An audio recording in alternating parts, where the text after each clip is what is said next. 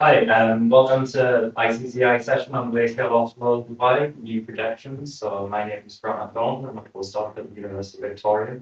And today, Professor David Rounce at Carnegie Mellon University will be giving a talk. His research seeks to quantify the response of glaciers to mountain glaciers to climate change, climate adaptation, mitigation, and both at a regional and global scale. So I'll pass on to David now. There we go. Thanks, and thanks for having me here. It's really an honor. So today I'm really going to talk about some work that went into the state of the cryosphere report, specifically on mountain glaciers, and really highlight the message that every increase in temperature really matters.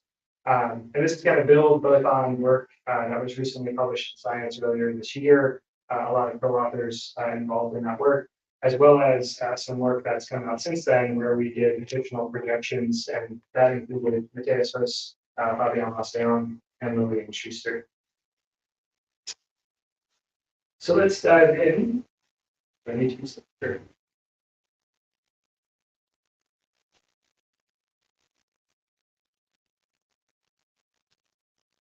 You said awesome.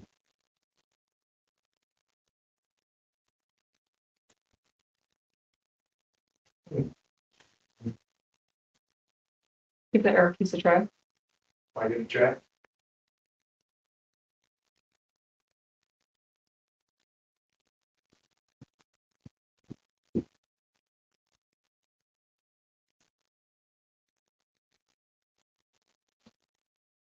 It's fine. That worked. Oh, that worked. Oh, good.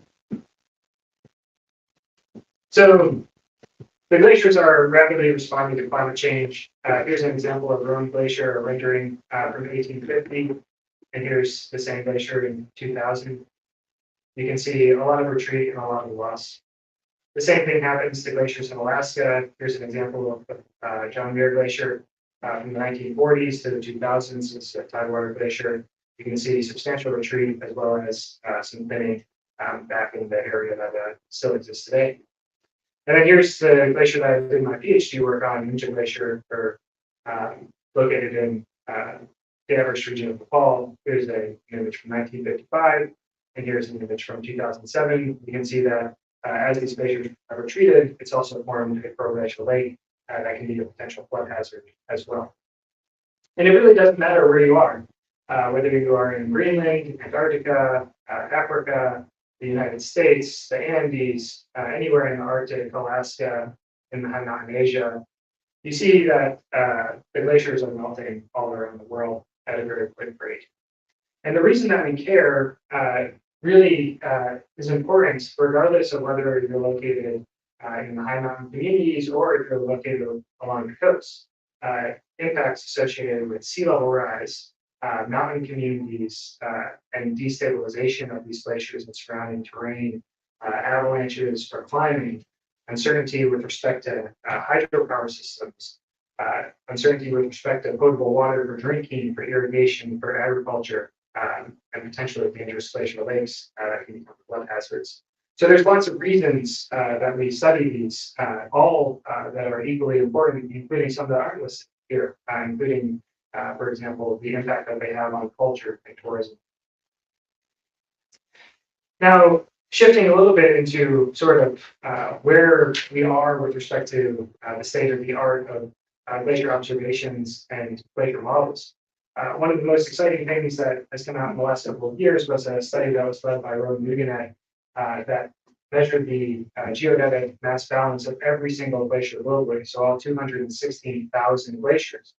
And what we're able to do with this data is it provides us a very complete and detailed understanding of how the glacier mass is changing on very small, very fine spatial scales. And so you can readily capture things like the in high mountain Asia, where you have the Karakoram anomaly, while not so far away, you also see some pretty substantial mass loss in the Himalayas. Or, for example, in Alaska, you can really see along the southeastern coast, where you see a lot of dark red, you're experiencing about 90 centimeters of loss per year in elevation. And I'll jump right into the results. We use that data to calibrate our models, and then we project forward for various shared socioeconomic pathways, and then we can aggregate those shared socioeconomic pathways into temperature change scenarios. And so here, the plots that you're seeing on the left are showing the time evolution from present day to 2100 for various temperature change scenarios going from 1.5 to 4 degrees. And these are what the mass will look like for all glaciers globally. You can see that they're projected to lose about 25% to 40%, depending on that temperature change scenario. Now, when we look at the glaciers by number, the story is, and the picture is a lot different. The reason is that most of the glaciers are actually quite small, and so they're a lot more susceptible to the temperature increase. And so we project that we will lose approximately 50% of the glaciers by number, even in a best case 1.5 scenario, and upwards of a little over 80% for a +4 degree scenario. And we can look at the same evolution over time with respect to sea level rise and the glacier's contributions to it. And when we look at the glacier's contributions to sea level rise, we can see that there's really a large difference between from 2015 to 2100, the glaciers potentially contributing about 90 millimeters to the global mean sea level, versus for the higher scenarios, you're looking at potentially 150 millimeters. And I'll note that we've been talking a lot about the difference between 1.5 degrees and 2 degrees, and that's going to be able to reduce the glacier's contribution to sea level rise by at least 1 centimeter. So we're talking about something that seems like a small amount, but when you think about the glaciers just being only about 20% of the total signal for sea level rise, this can become a very, very substantial amount of sea level rise. Now, one thing that's really important to stress is these plots are showing the percent that's remaining on the y-axis for various increases in global mean temperature. And what you're going to see is that, for the most part, there's a linear relationship between the mass loss and losing more mass as the temperature increases. But this does vary. So for a lot of the smaller glaciarized regions, what we find is that you have this very linear trend between about 1.5 degrees and 2 to 3 degrees. But when you go beyond 3 degrees, it flattens out because you're now entering a phase where you've lost almost all of the glaciers in that region. So you're experiencing near complete deglaciation. So there's just no more glacial mass lost. Conversely, if you think about some of the larger glaciarized regions, Alaska, the Purple glaciers in the Antarctic and subantarctic, these glaciers have a lot of mass, and so they will continue to exist beyond 2100. But what you can see is that the amount of mass that will remain is highly sensitive to the amount of temperature increase. So any reduction that we can have in the temperature increase is going to preserve a lot of this glacial mass. Now we can, as I mentioned before, the data that we're using to calibrate our model now is at a very high spatial resolution.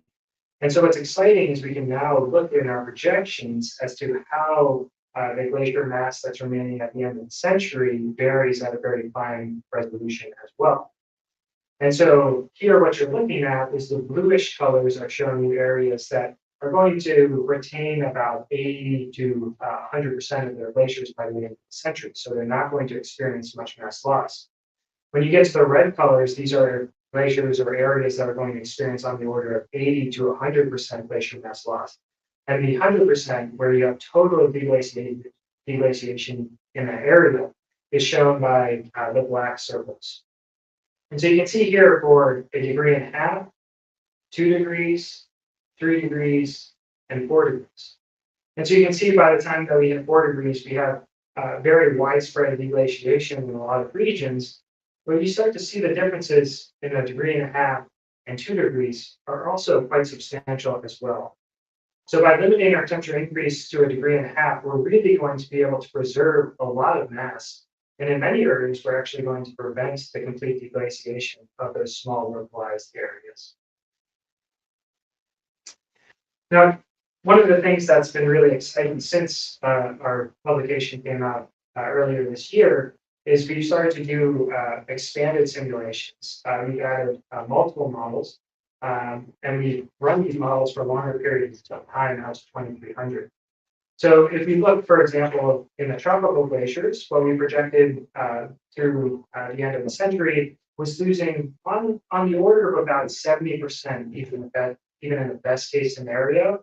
And for those higher temperature change scenarios, looking at 3 to 4 degrees, we're losing over 90% of the glaciers in areas. Now, when we look at the new projections, now these are multi-model projections, we see that beyond 2080, for those low warming scenarios, we actually see that we can start to stabilize the loss of those glaciers, and in some cases, even start to regrow those tropical glaciers. So this provides us with a sense of hope that if we're able to take action, if we're able to meet 1.5 degrees, we can potentially start to regrow our glaciers over long time horizons. And the other thing that's exciting with this is these projections, when you compare them to some earlier projections, they're slightly less than we had previously estimated. So that's a nice positive outcome that we can see from the models. Here, changing focus to the glaciers in the mid-latitudes. So this is looking at areas like the southern Andes, Western Canada and the United States, Scandinavia, New Zealand, Caucasus, the Middle East, and Central Europe. You can see that these areas vary considerably. So some areas like the southern Andes, they have a decent amount of mass. So even by the end of the century, you're looking at losing between 40 and 60% of the glacial mass, depending on that temperature change scenario.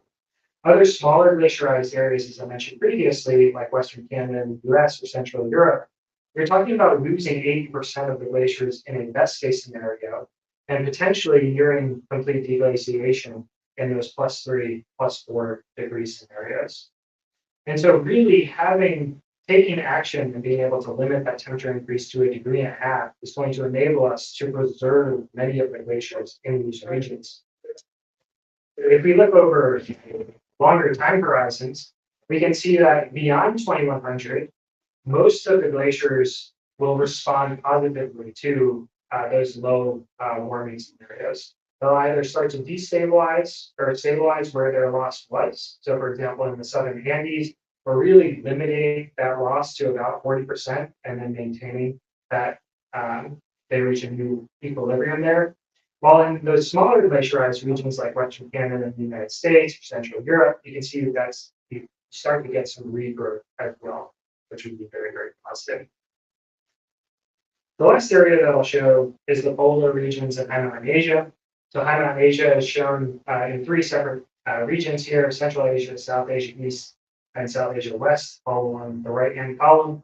And then the polar regions being Iceland, Alaska, and Arctic Canada South. Just some examples. There are other polar regions, Svalbard, Russian Arctic, etc., that we modeled as well. What you can see is that here we have severe losses at 1.5 degrees. They're actually more than we had previously estimated. So, which really highlights the importance of maintaining 1.5 degrees, right? The projections have only gotten worse than we were even initially expecting based off previous studies. And so it highlights the importance of really trying to preserve these glaciers as we continue to make decisions of what the impact will be in the future. If we look out to 2300, what happens is we predict a lot faster mass loss with these new projections. So you can see that from now until the end of the century, again, we have these really steep curves of losses. So there's really an unavoidable amount of glacier mass losses that is going to occur, but we have the ability, again, to limit that in many of these regions. And it's going to vary. Yeah, it's highly variable depending on the region. So Alaska, a fairly large glaciarized region. Again, we're going to, with 1.5 degrees or 2 degrees, they're going to reach a new equilibrium and essentially stabilize. When we get into glaciers in South Asia East, this is, for example, the Himalayas, we can see that it's possible for those low warming scenarios to start to regrow some of our glaciers.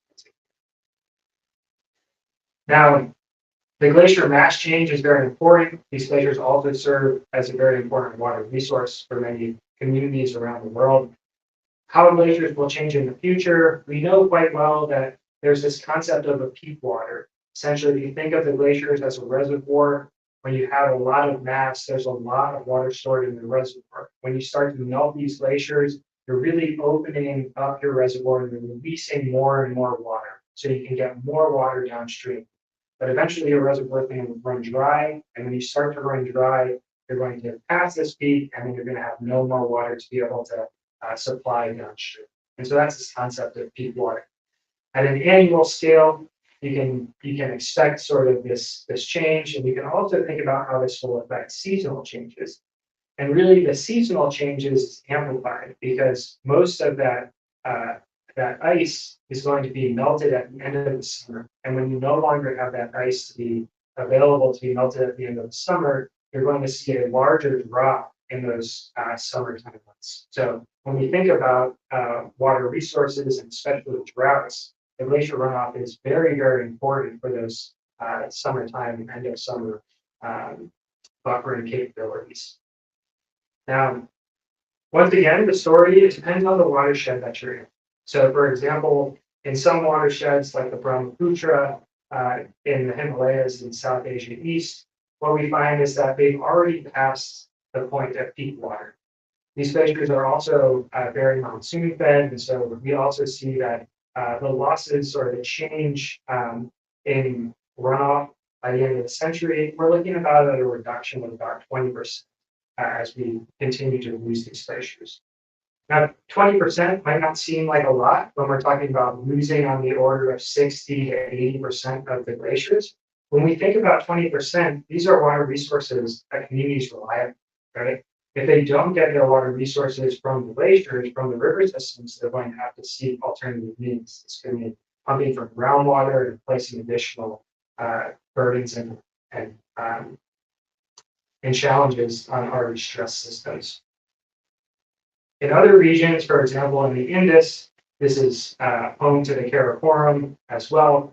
You can see that there's a lot of ice here, and that as we start to melt that ice in the future, we see that peak water is going to occur roughly sometime in the middle of the century. So it depends on the temperature change scenario or the emission scenario, as I'm showing here, and it can vary anywhere between really 2040 and 2070 in this.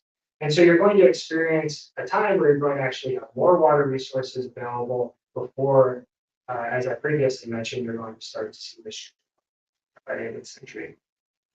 Now, we can look at these all around the world. In Europe, we've also passed the point of peak water, and so we're projecting less and less water resources to be available. Again, this is absolutely critical, especially for times of droughts. Think about the impacts of the heat waves, for example. The same thing, the same type of trend is observed in South America. We've already passed the point of peak water in a lot of these sheds. So we have the glaciers losing mass, their contributions to sea level rise, the importance from water resources. I also want to stress sort of the cultural, the tourism aspects that these glaciers serve in our society. Here's a photo of Mount Everest and Khumbu Glacier that flows off of Mount Everest. This is one of the most popular mountaineering treks that you can have in the world. And what you can see here is a cross-section of the Khumbu Glacier going from roughly 5,000 meters almost up to 8,000 meters. And you can see what the Khumbu Glacier will look like by the end of the century for various temperature change scenarios. And it's very hard to see because it's challenging to have such a steep elevation profile. But if we zoom in on the Khumbu icefall, for example, you're looking at with a 1.5 degrees ice being present really almost at the base of the Khumbu icefall. So still being present almost to Everest Base Camp. Well, when you get to those higher temperature change scenarios, you're talking about the ice almost retreating entirely out of the Khumbu icefall. And so this iconic trekking route is going to have potentially some very, very drastic changes in the future, depending on what temperature change scenario we are able to reach as a global society. The other story that I want to share before I end is about Kaabui Mato and Ingavitere. This is a glacier in New Zealand that has experienced considerable retreat, as you can see here from the repeat photographs. And its name literally means the tears of the avalanche maiden. And the way that the story goes is that Hinehuketeri, she took her lover Tuabe up into the mountains. And Tuabe was trying to keep up, but he eventually fell. And he was swept away by an avalanche to his death. And Hinehuketeri, she cried and she cried and she cried. And so the gods froze her tears as a perpetual monument for her sorrow. And so if you think about that, this glacier here, it's more than just a water resource. It's more than a tourist attraction. It's more than a contributor to sea level rise. There is an embedded culture associated with this from the Maori tradition. And when we look at that into the future, here's showing an example of a cross-section of this glacier from present day and what can happen for a degree and a half, and then retreating further and further up glacier. You can see that with a degree and a half, this glacier will be at approximately 80% of its current mass. So it's still going to lose about 20% of its mass, even in the best case scenario. But the difference that you're looking at between a degree and a half and 2 degrees is 20 to 35%. When you start getting to 3 degrees, you're losing more than 60% of this glacier. And when you think about what the impact of that is in culture, right? There have been individuals, there's some tremendous blogs from Maori individuals who share that it's not just the loss of these glaciers, it's the loss of the culture as well. So I want to close with the fact that our glaciers, they really tell us a story, whether it's literally embedded in the oral traditions of many different cultures around the world, or whether it's a story of climate change. We really have a chance to make a difference and to shape what that future story is going to look like. And in order to make that future story a positive one, it's absolutely essential that we limit the temperature increase to a degree. Thanks.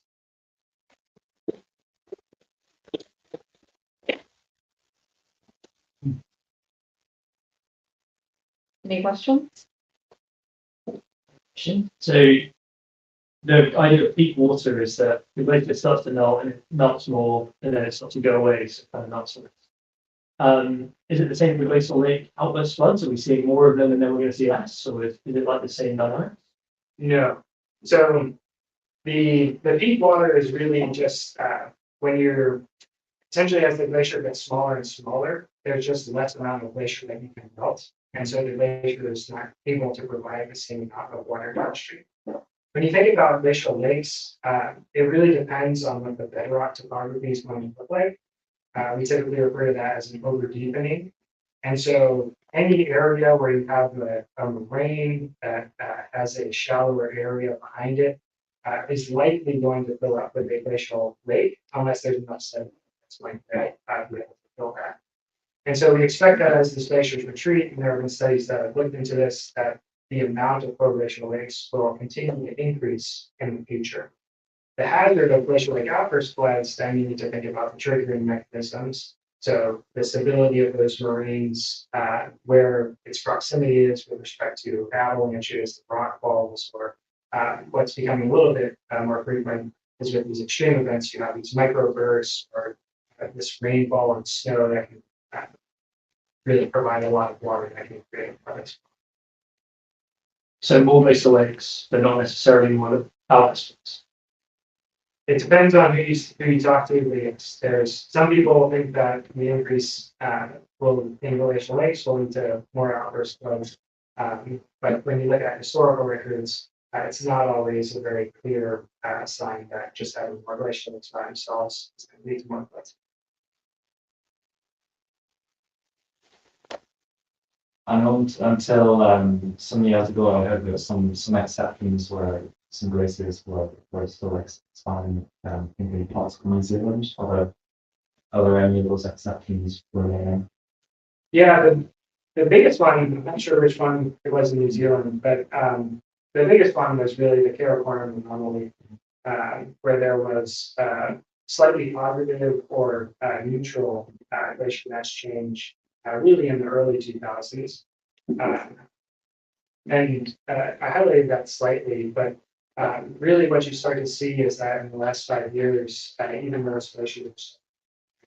So there's always, there can always be some sort of underlying processes that can drive some growth. There's some, especially for tidewater glaciers, for example, where the moraine is underneath the glacier, and now we can start to see some growth in some glaciers in Alaska.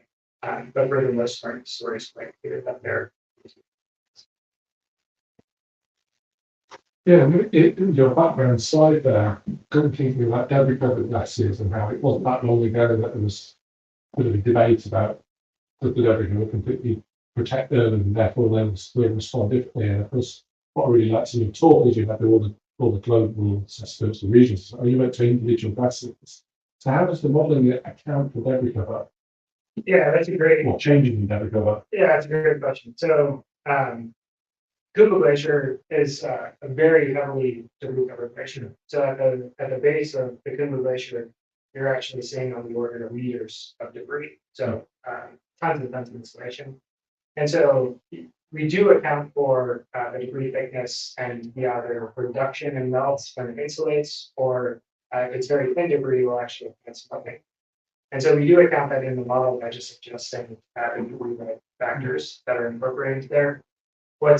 What would really happen in here, and what we're starting to see the evolution of on Keuka Glacier, is that ice cliffs would form, melt ponds would form, and that's going to change really the amount of melt that you would get. So more than likely, while this is very thick debris, and so it still remains as ice in our model, more than likely those other processes are going to occur, and it's going to turn into a glacial lake. Awesome too. So how important is the Congo ice flow in terms of the accumulation area of Congo? And if you were to lose it, does that mean you have two glaciers, one below, one above? And what's this work?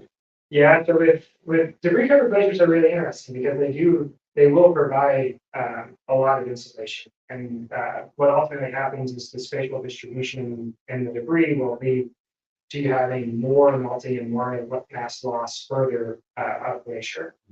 And that can ultimately, over long time scales, you can start to have a detachment between the main glacier and that debris covered area. That's what we are showing here is going to happen for Keuka Glacier. When we start to think that far into the future, right, the Keuka icefall would then be in the glacial area of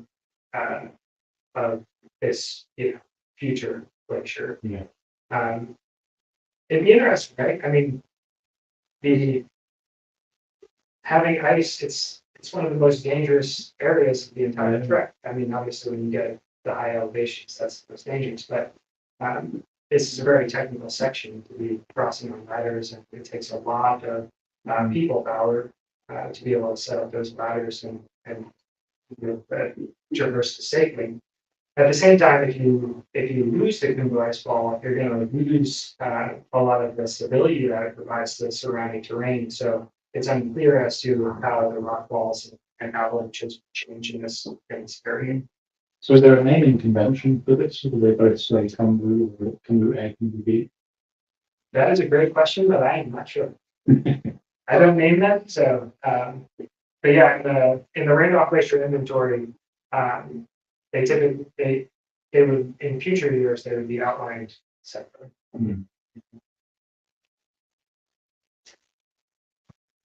Is there any possibility of like geoengineering to save these? So like covering them debris or like reducing the shortwave forcing?